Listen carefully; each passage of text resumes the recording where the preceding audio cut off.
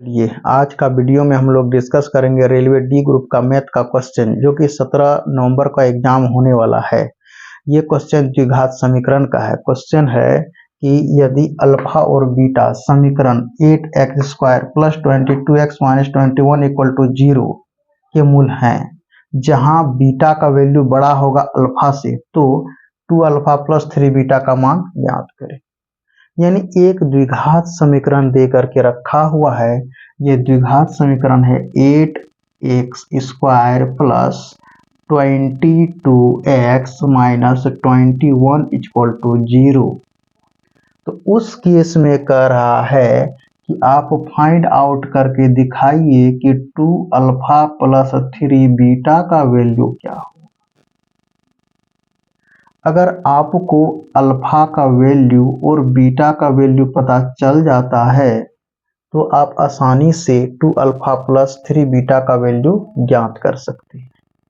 तो द्विघात समीकरण के बारे में आप लोग 10th क्लास में पढ़ चुके हैं कि x² का कोफिशिएंट को हम लोग a बोलते हैं और x का जो कोफिशिएंट होता है उसको b, और ये हो गया आपका c। ये बात तो आप जानते हैं।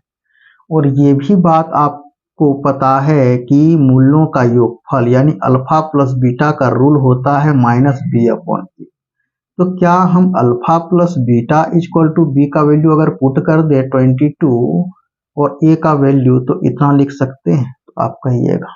और आप ये भी बात पढ़े हैं कि मूलों का गुणनफल अल्फा इंटू बीटा = फार्मूला होता है c/a।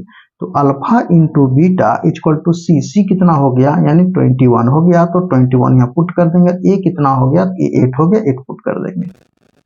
अब देखिए हम गुणनफल के रूप में है तो इसको भी हम तो गुणा के रूप में कर सकते हैं 7 × 3, और 8 को भी दो पार्ट में तोड़ेंगे 2 यानी 2 × 4 अदरवाइज 4 × 2।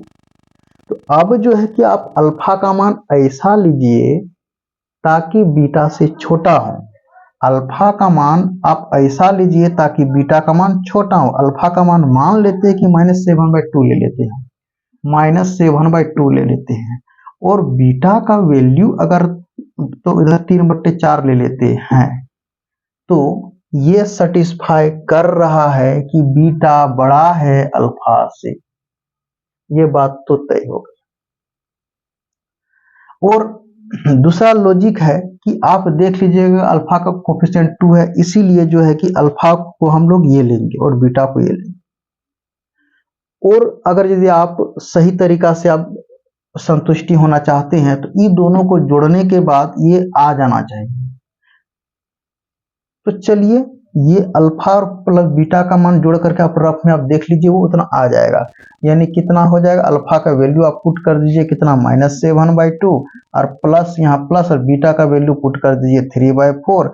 आप देखिए इधर से गुना कीजिए -28 और इधर से गुना कीजिए 6 और इधर से गुना कीजिए 8। तो 28 में 6 हो जाएगा तो -22/8 आ गया। ये सेटिस्फाई कर गया। तो चलिए अब तो क्लियर हो गया, अल्फा और बीटा का वैल्यू आपको पता चल ही गया। अब आप अल्फा और बीटा का वैल्यू पुट कर लीजिए। अल्फा का वैल्यू हो गया -7/2 और ये बीटा का वैल्यू जो है कि 3/4 हो गया। ये 2 कैंसिल आउट हो गया, आपके पास -7 बचा प्लस 9/4 बचा। आप इसको एलसीएम लेकर के आप बना लीजिए। अगर क्रॉस मल्टीप्लाई 7 4 जा कितना होगा -28, प्लस से प्लस लिखेंगे और 1 को 9 से मल्टीप्लाई करेंगे 9 होगा, 1 4 जा 4 हो गया। अगर आप 28 में 9 को अगर आप माइनस कर देते हैं तो आपको -19/4 मिलता है। तो क्या कोई भी ऑप्शन में -19/4 है तो आप ऑप्शन पे नजर दौड़ा करके देखिएगा तो आपको पता चलेगा कि केवल ऑप्शन ए में 19/4 है और किसी भी ऑप्शन में नहीं है। इसलिए करेक्ट आंसर होगा आपका ऑप्शन ए।